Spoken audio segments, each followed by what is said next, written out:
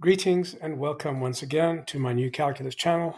My name is John Gabriel, and today I'm going to share a comment by one of my viewers.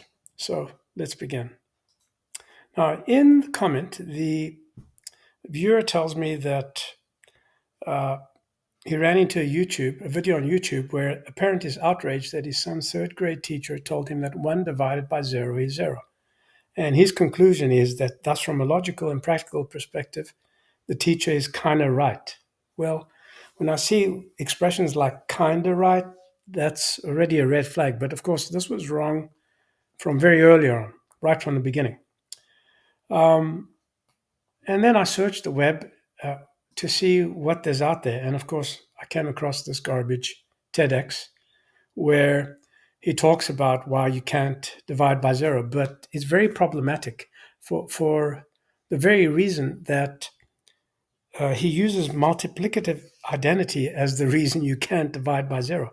But to be brutally frank, the reason comes long before you even get to multiplication, because multiplication comes from division, okay? And not the other way around, by the way. You can't define division in terms of multiplication. What does this mean? This means that if you write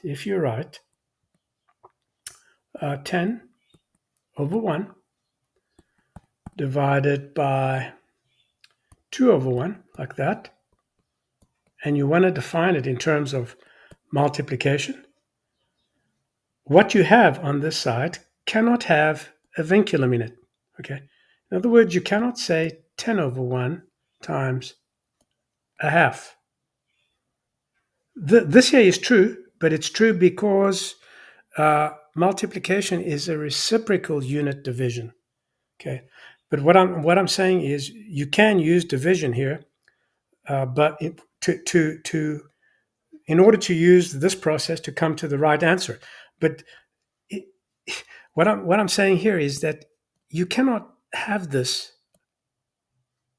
if all you're allowed to use is multiplication. Okay? Why? Why is that true? Well, let me try and simplify it for you. When you write 10 over 2 like that, that means 10 divided by 2. The division has taken place here. It's finished. There's nothing to do in this fraction. It's a well-formed number. It's just another way of writing 5 or 5 over 1. Okay? So you cannot talk about the multiplicative inverse of 0 when you don't even understand where the operators come from and the correct order of the arithmetic operators, which, by the way, is determined by geometry, entirely 100% by geometry. And rather than spending a whole lot of time on this poor sucker's uh, video, let me explain to you what you should do in order to become wise. Okay? So, on academia, now where did this go? That's interesting. Um, I just had this pulled up and now I don't see it. That's very strange. So I've written quite a few books, but one of them is called Essential Mathematics. Okay, for a primer for teachers, and I strongly recommend that you download this free ebook, and study it not once, not twice. Here it is, but many times, especially if you're planning to be a math teacher, because this tells you where numbers come from, where the arithmetic operators come from, the correct sequence, by the way, and of course my recent videos on YouTube. Okay, all these eight series videos where I talk about how we got ratios, numbers, and fractions. Those will put you ahead of the competition. So if you don't have time, I recommend you download these two books with a watermark, but you can get the non-watermark version for $10 or €10 on Amazon.Kindle. Now, why can't you divide by 0? Because numbers come from ratios. So when you say, for example, something like 3/2, that comes from a ratio. It is the measure of a ratio. That means you have a line segment here and another line segment here, and you've divided them into equal parts so that you can count these 1, 2, 3, 1, 2, 3, and 1, 2. And this goes to the top and this goes to the bottom. Okay, that's how we get numbers. Why can't you have 0? Because you can't have 0 line segments. Okay, what are you going to do? Are you going to write 0 over 0? That's nonsense. Because what does multiplication mean? Does it mean equally distributing or measuring? It means measuring. Well, first of all, if you have to say divide by one person, how are you going to divide? You can't say distribute equally to one person. That one person gets everything. You're not sharing or distributing equally at all, and that is the flawed mainstream mathematics definition, because they've never understood division.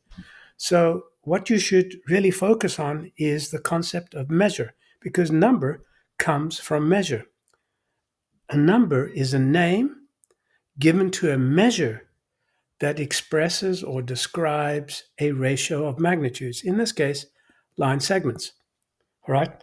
So that's why you cannot have 0 either in the top of a fraction or in the bottom, because 0 is not a number. Yes, we use it, but any operation with 0, a plus 0 or a minus 0, it's a non-operation. Nothing happens. Okay, this is still a. Nothing happens.